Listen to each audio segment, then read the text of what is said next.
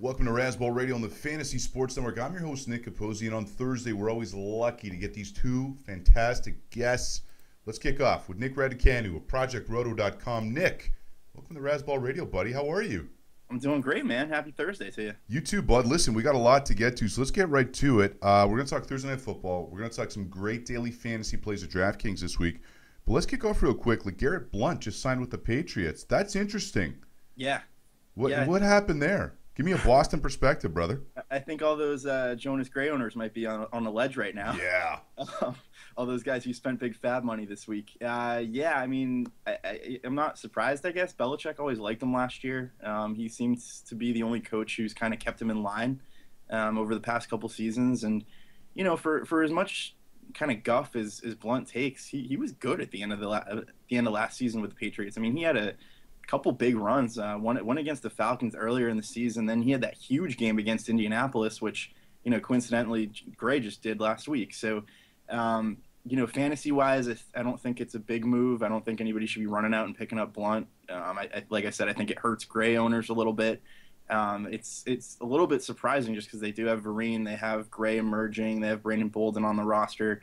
They drafted James White with the 4th-round pick. So it's a little bit of a weird move, I guess, for fantasy people, but, you know, it gives the real team depth. So I guess it doesn't surprise me too much. I guess my brain isn't as big as Bill Belichick's because I just can't figure him out. So I don't confusing. Smartest man in the room syndrome, man. I don't think we'll ever figure him out. Yeah, listen, good call. All right, let's talk some Thursday Night Football. Chiefs at Raiders. On the outside looking in, doesn't look like a great matchup, but I will say this. Even though the Raiders haven't won this year, and I can't believe I'm about to pump their tires, they've been playing really tough since Tony Soprano took over. Obviously, he's trying to get a job for next year. I don't think it's going to happen. I think they need to clean house there again, unfortunately. But the Chiefs are surging without, as far as I'm concerned, a legit number one receiver, with all due respect to Dwayne Bowe's 41 catches and 0 touchdowns. Travis Kelce obviously is a top aerial weapon, but he hasn't gone over 67 yards in the last 6 games. Yeah. Is he not as good as I think he is, or is Andy Reid not using him properly?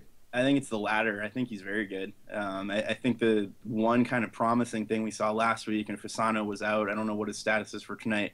I think Kelce had something like 96% of the Chiefs' snaps last week. Yeah. So that's a huge boost from what had been like 30, 40, 50 earlier in the season. So, you know, while he had a great matchup on paper against the Seahawks and didn't do much with it, I think it's kind of a nice thing to see the usage go up, or at least his snap count go up. So, yeah, I mean, I like him. I'd lump him in anywhere under that, you know, with Julius Thomas hurt, anywhere under that Gronk and Jimmy Graham range, which probably encompasses, I don't know, 20 to 25 guys right now. So, yeah, I'd feel okay starting him tonight. It's a pretty good matchup. I don't feel great about starting him just because of what you said. Andy Reid doesn't seem to want to use him correctly. On a team that doesn't have any wide receiver touchdowns all season, you'd think they'd want to give him. Mind-blowing. I don't get it. And I know the team is surging. They're 7-3. It's crazy, yeah. But it's like they're winning in spite of, you know, some obvious glaring weaknesses. Yeah, no, absolutely. It's, you know, it's kind of, I don't know if you have him on the agenda, but it's kind of like LaShawn McCoy. Like, it's like one of these weeks he's going to bust out. You know, so hopefully it's this week. Until he goes over $7,000 on DraftKings, I'm still buying. Me too. All right, so at Fantasy Pros this week, KC is actually the number 1 ranked defense. I'm not buying that for a few reasons. 1, it's a short week. Yeah. 2, Oakland's playing at home, nationally televised game. And like I said, they've been playing tough. I think if they're going to have a win this year, it might be tonight. Thursday night matchups have been a stinker, but I really like the Raiders tonight. Am I crazy? Well, you can tell me I'm crazy. It's okay. Not for that. You're crazy for other reasons. But yeah, no, I mean, I think you're right. Like, I have the 49ers as my top defense this week, hosting the scuffling, if that's even, you know, that's probably too nice, Redskins. Yeah. Yeah, you know, I think you're right. Like, you know, Oakland gave the Seahawks a game in Seattle. They gave the Broncos a game for a quarter and a half a couple weeks ago. Kind of the wheels fell off after that. But yeah, I mean, I think they're a better team than people give them credit for. Now, you're right. The organization's a mess. They probably need to be blown up, starting with the owner, I'd say. But yeah, I think it could be a decent game tonight. I think KC wins, but I don't think it's going to be like a 45-3 rollover like everybody's expecting. All right, one of the things that got me really excited last week, and I actually thought it was a great week for waiver wire pickups. It had been kind of dry for the last 3 or 4, but I really like seeing Latavius Murray getting 7 touches for 59 yards. I've been saying all year, liberate Latavius. 6'2", Yeah. 233, or 223, pardon me. Runs a 4.38 40. Why? Is this just Sperano sticking with the vets? Because it doesn't make sense. To me, if Sperano wants to win now, his best option of running back is Murray, and it's not close. Yeah, I don't know what they're doing there, and again, this goes back to just the Raiders being the Raiders. I think if you look back at what they did, this is where football gets weird. Like, we can all look at the numbers and be like, okay, they should go with this guy or this guy, but there's an element we can't predict, and I think that's kind of safety, and that's in the coach's mind. So, and the other thing is money. They gave money to Jones-Drew, they gave money to McFadden, and I think they don't want to look like, oh, we kind of threw away this money. Even though they did.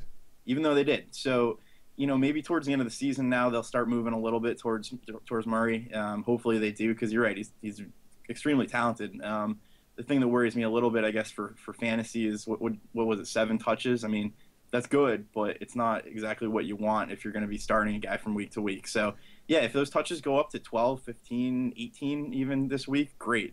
But I just don't trust coaches sometimes. I think, Sperano's an old school guy. Maybe he feels a little more comfortable with McFadden or Jones-Drew, being veterans. So, yeah, it should be interesting. I hope he gets more touches, but I'm a little bit wary.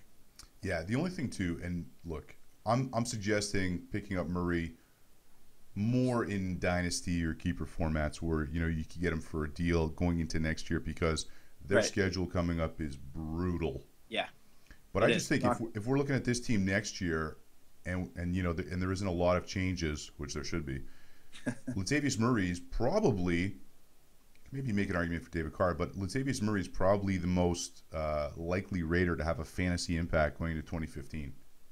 I think you're right. I mean, I'd like to see Carr get some receivers before we go saying he's going to be any good. Even though he has looked good with the limited options he has. Maybe Michael Rivera is another guy that gets some looks. But yeah, I think Murray's probably the one maybe guy you want to own on the Raiders, if that. Yeah, maybe. All right, listen, we still got lots of show coming up. We're going to come back with Nick Raducanu of ProjectRoto. Follow him on Twitter @ProjectRoto. Great follow. Do it, people. Do it. We're going to talk some daily fantasy for this weekend at DraftKings.com. And then after that, we got Joe Lisi from Go for the Two. We're going to talk about some big college matchups this week. This is Razzball Radio on the Fantasy Sports Network. We'll be right back. Welcome back, Razzball Radio, Fantasy Sports Network. Nick Raducanu. No, wait, wrong Nick. I'm Nick Capozzi. He's Nick Raducanu. Hey, man, it's cool. You can take my name. Whatever, man. Nick. Nick, for why you do this, Nico? Double the Nikos. There you go. All right, so let's talk a little daily fantasy. Of course, you can always play daily fantasy with us. DraftKings.com. Enter promo code Razzball to get a first-time deposit match and a free game. Why wouldn't you do that? It just makes sense. It's been a fun year over at DraftKings. Obviously, they're giving away that $1 million every week. Sure. So, really, it's a good year for daily fantasy, people. Let's talk about the quarterbacks. So, the only quarterback I really like this week is Andrew Luck. And not strictly for the reason, but the key reason is that he's playing indoors. And with everything that's going on, I want to say the Northeast, but it's not just the Northeast, it's the Midwest. It's, every single state got to freezing on Wednesday. Yeah, it's crazy. So $9,700 versus Jacksonville. I think he's going to slice up Jacksonville. I think it's going to be a big day for him. Rodgers is playing in Minneapolis. Peyton's playing at home, but he's playing against the number 2 pass defense in Miami. Yeah. And I think they'll come back and roar back even after the performance against St. Louis. But Miami's a good team. Brady's up against Detroit. So for me, in the elite category, if I'm going to spend a quarterback, it's on no one other than Andrew Luck. What do you think? I'm with you there. There's part of me that wants to look at Breeze, but he's just been so disappointing because he's about actually a little bit more, like $1,500 cheaper than all those guys you just mentioned. But yeah, he's just burned me so many times that I can't do that with any confidence, especially with Cooks out. Not that he's a huge weapon, but it doesn't help. So yeah, if I'm going to be spending big, I'm with you. I think it's Luck this week, and to be honest, for the most part, and maybe even in cash games, I was going to say outside of cash games, but maybe even in cash games, I think I might look a little bit lower at QB this week. Just because, like you said, the elite options are just kind of meh this week. You know who I don't mind, and you might laugh at me here, but Andy Dalton, $6,300 against Yeah. Houston's 30th ranked pass D. AJ Green's kind of getting in the flow. It's taken him a few weeks. He hasn't had a big game yet, and I Yeah. think he's due for like a 152 touchdown game. He could get it this Yeah. week. Yeah, he showed a little bit last week, and it's like which Dalton's going to show up this week, I guess is the question. But yeah, he's cheaper than some other good options. He's cheaper than McCown, who has that revenge game matchup, I guess. Right. But I'm not sure I feel great about him. He's cheaper than Flacco. He's cheaper than Sanchez.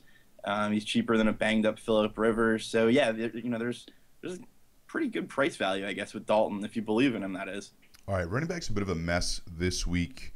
Yeah. There's no one I really love. I mean, I love Mark Ingram this year, but he's $6,800 versus the number 5 Baltimore rush defense, and I think the Saints are going to open it up the passing game because, listen, 4-6 Atlanta's leading that division. So, yeah, it's disgusting. So Ingram at 6,800 to me is crazy. But LaShawn McCoy, $6,200. We talked about it earlier. I mean, that's C.J. Anderson price. Is it this week that he finally blows up? Yeah, I mean, with what Le'Veon Bell did last, or Le'Veon, or whatever his name is, with what he did against the Titans last week, I think you just kind of have to go there. Like you said, what matchups do you really like this week? Like last week, and this isn't going backwards. You can look at my rankings. I had him number 1. I loved Bell last week. He was the guy where I was like, I want to pay for him, and that worked out pretty well. I don't see anybody this week where I'm like, man, I have to pay up for that guy. Maybe Lacey. Maybe Murray, but I'm not really like loving either one of those guys. And then you get down into kind of a weird range of, like you said, Ingram, Lynch with a tough matchup. Forsett maybe looks interesting, but I don't know if I trust him. And then you get down to McCoy at 6,200. When you're paying more than 3,000 less than you would for Matt Forte, I think you have to with that matchup. Here's a guy, and we don't have to go too much into it, but Lynch is having some back issues. He didn't practice yesterday. Christian Michael, $3,000 in GPP, guaranteed prize pool. It's not bad, especially with how much that team runs. The Cardinals have only allowed 5 rushing touchdowns all year, so I don't totally love the matchup. They've only allowed 685 rushing yards all year, so tough matchup. But yeah, if you tell me Michael's going to get 15, 17, 18 carries, awesome. I worry a little bit about Turbin stealing some touches there. Let's say Lynch is out. But yeah, I think it's more of a GPP play, and hey, it could hit for you. All right, we got a couple minutes, so let me kind of group the wide receivers here for you. Would you rather have Demaryius Thomas and his 4-game touchdownless streak versus Miami for 8,700, or Mike Evans 7,800 versus the Bears, who is kind of in the upper echelon of wide receivers right now, or Josh Gordon 6,300 versus that awful Atlanta defense? Yeah, I'm having a tough time with Gordon this week. There's part of me as a season-long owner that's been hanging on to him that's like, man, I got to get him in there in daily, and I'm not sure it's the best move, just because I feel like, A, everybody's going to be playing him this week, and B, there's such an uncertainty of, how much they're going to use him, what shape he's in. Is he going to cramp up halfway through the game? What's he been doing all this time besides selling cars? And apparently pretty well. But, he's got a great matchup. So, yeah, I'm trying to still wrestle with this one, so I don't have a great answer for you. But, yeah, when he's, over 2,000 less than Thomas, I think I kind of like him the best out of everybody you mentioned. Evans is another one where I think I'd like him a lot more if he was about $1,000 cheaper. I don't know how much extra value you're going to get out of him at 7,800. And going back to Thomas, the thing that I think I would like about him, and I could argue this both ways, if Julius Thomas is out and Emmanuel Sanders is out, neither of whom is practicing, I think Thomas could be a huge focal point of that offense. Now, there's also the kind of juxtaposition, or whatever the word is, that Miami focuses on him and shuts him down. But I think if both of those guys, Julius and Sanders, are out, I think I'm paying up for Thomas this week. Man, you and I could talk about this all day. So real quick, I just want to mention, because I don't want to gloss over today, but Jimmy Graham, 7K. I think a 3-touchdown day is not out of the question. I'm telling you, I really think New Orleans is going to force feed him. Also, Jacob Tamme, $3,400 in that Julius Thomas role. In terms of defense, Packers, $3,400 at Minnesota. They've been on a crazy hot streak. And the Cowboys at 3,000 versus the Giants, who've given up third most turnovers in the NFL. So those are some of my picks. Nick, I wish I had more time to talk about this with you, because we always have such a great time. We get great analysis from you. By the way, if you haven't been to ProjectRoto.com yet, you need to check it out because this guy has a stable of brilliant writers. They've also got some great, I don't want to say subscription stuff, but there's great stuff in there. ProjectRoto.com. Nick, thanks for joining us, buddy. Really appreciate it. My pleasure, man. Good luck this week. Okay, buddy. Take care. Welcome back. Razzball Radio, Fantasy Sports Network. Joseph Lisi from Go for the Two, number2.com. That's also, you can follow him on Twitter. Our college football expert. Joe, I'm getting right into it, buddy, because there's a lot of interesting college matchups this week. Let's kick off with number 19 USC versus number 9 UCLA. Big Pac-12 rivalry, the Battle of Los Angeles. At 8-2, does UCLA still have a shot at the playoff? They do, Nick, and it's because Arizona State dropped that game last weekend to Oregon State in Corvallis. This opens up the Pac-12 South. This is a very important matchup, but I like USC in this game for a couple of factors. USC's +9 in turnover margin. Their defense has been playing very, very well. Have a solid quarterback in Cody Kessler, 29 touchdowns, only 3 INTs. And you look at that UCLA team, both of their losses on the year came at home in the Rose Bowl to Utah and Oregon. That offensive line is committing 30 sacks on the year already. Brett Hundley's been beat up. You look at the USC defensive front, very speedy, have a lot of speed off the edge. And I think that's the difference. USC gets the upset in the Rose Bowl this weekend. There you go. Wouldn't that be fitting if USC knocks UCLA out of playoff contention? All right, let's stick in the Pac-12 South, actually, because you're right. With the ASU loss last week, that is wide open right now. Number 15, Arizona, taking on number 17, Utah. It's a long shot, but Arizona could still win the Pac-12 South. I mean, the North is a mess other than Oregon, but does Arizona have a shot here against Utah? They do, but when you look at last week's matchup, living a little dangerously, they needed a little bit of luck to upset Washington last weekend at home in Tempe. They're going to be facing a very blue-collar defensive front in Utah, led by defensive end Nate Orchard, who leads the NCAA in sacks with 16.5. This Utah team overall, Nick, 47 sacks on the year. That leads the nation. Have a very underrated running back in Devontae Booker. Salt Lake City is a very difficult place to play. I like Utah in this matchup for their physicality on the offense and defensive lines, and I think they get the victory over Arizona. But it should be a great game. Another upset in the making. I like that, Joe. I like that. Bold predictions. All right, so Melvin Gordon of Wisconsin, he was heavily recruited by Iowa, and number 16 Wisconsin playing the Hawkeyes this week. Melvin Gordon, one heck of a year, leading the league, not just in rushing yards, of course, with that massive game last week, but also touchdowns. What are the odds of him winning the Heisman? Well, they're very good after that 408-yard performance in 3 quarters against a solid Nebraska defense last week. He's going to need a little bit of help if Oregon and Marcus Mariota could drop a game down the stretch. I think that'll open it up for Gordon, but I think they face a very difficult game this weekend in Iowa. You look at this Iowa team, very solid blue-collar defensive front, very good in run support, only giving up 147 rushing yards per game. You look at Wisconsin overall, both of their losses to LSU and Northwestern came on the road or on a neutral field site. This team is -3 in turnover margin, but more importantly, -7 in turnover margin overall on the road. I think that's the difference. Look for Iowa to stuff the line of scrimmage and force Wisconsin quarterback Joel Stabby to beat them with his arm. I don't think he can do it. Very inconsistent in the passing game for Wisconsin, and I think Iowa gets the upset 24-20 this weekend. 3 upsets in a row. Joe Lisi bringing the fire. All right, next game on the docket, Louisville at Notre Dame. Notre Dame got off to a fantastic start this year, and again, the wheels fell off. I mean, it's not the school it was what once was in terms of recruiting. It's tough for a lot of these northern schools. You can get local guys, but it's tough when you're competing against, all these, powers in the South. I mean, look, I moved from Canada to Phoenix. I like it warm, so I get that. Were you looking at another upset here, or is Notre Dame just going to go to town against the Cardinals? I don't think so. It's a very difficult matchup, and you brought up Notre Dame. It all started a few weeks ago on the road in MetLife Stadium against Syracuse. They started the turnover to commit turnovers. They had 5 turnovers in that game. It sort of carried through even last week against Northwestern. They're going to be facing a very solid defense in Louisville that's only giving up 98 rushing yards per game, and they're very solid in pass defense, only giving up 197 passing yards per game. They have 2 big play wide receivers in Eli Rogers and Devontae Parker. very physical offensive line, Nick, that can wear down Notre Dame's defensive front, a solid running back in Michael Dyer, and speed off the edge. I think that's the difference. Louisville gets the upset on the road in South Bend. I do not like the way Notre Dame's playing at this point in the season. Holy cow. 4 upset calls out of 4. Joe, man, I might have to – I got to go to L.A. this weekend. I might have to swing by Las Vegas, put a couple nickels down.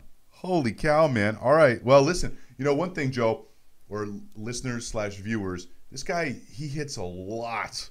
So just putting that out there. When I was in Vegas earlier this year with the guys from sportsvault.net, I had a pretty good weekend going on his advice. Okay, Golden Gophers heading to the Cornhuskers. Both teams technically still in the Big 12 West race here. Who do you like? Well, I think it'll be a very difficult matchup for Nebraska because you look at last week, they gave up a ton of rushing yards to Melvin Gordon, got worn down by a very physical Wisconsin offensive line. Minnesota's built the same type of way. They have a very underrated running back in Cobb. I look for Minnesota to rush the football against Nebraska. In the end, though, I think Nebraska gets a very close, hard-fought victory, but it is very, very difficult. It wouldn't shock me if Minnesota gets the upset. Very opportunistic. They're plus 12 in turnover margin. Most of those have come at home, but don't be shocked. They're very solid in the secondary. And where is Nebraska going to be emotionally after giving up the NCAA record last week to Melvin Gordon in Wisconsin? All right, well, Joe Lisi just called 5 upsets out of 5. That's never happened here. So you know what? I seriously, I'll be watching college football this week. If you hit all 5 of these, Joe, I'm gonna buy you a beer. Maybe something more. Thanks, Nick. All right, listen. If you love college football, there's no one that I know as plugged in as Joe. Go to goforthe2.com. You do a great podcast every week with Corey Allen, former Georgia Bulldogs superstar. And then where else can we find you? I'm on Yahoo Sports Radio Network every Tuesday with Ken Thompson as the college football expert and analyst. Tuesdays, 10:30 p.m. Eastern Time on sportsxradio.com. And I bounce around in terms of work. You can find me out there at goforthe2.com and at goforthe2 on Twitter. Yeah, go for the 2. That's the number 2. All right, Joe, really appreciate it, buddy. Listen, stay warm up in New Jersey, buddy. It's a little bit cold up there this week. I'm trying. It's not like Buffalo, Nick, but it's getting there. We're about 30 degrees now. I got to break out the winter jacket. All right. Thanks so much, Joe. Listen, we'll be back tomorrow with Rob Langevin going up to the Observatory. Things we'll be watching on the football weekend. Thanks for joining us today. Razzball Radio, Fantasy Sports Network.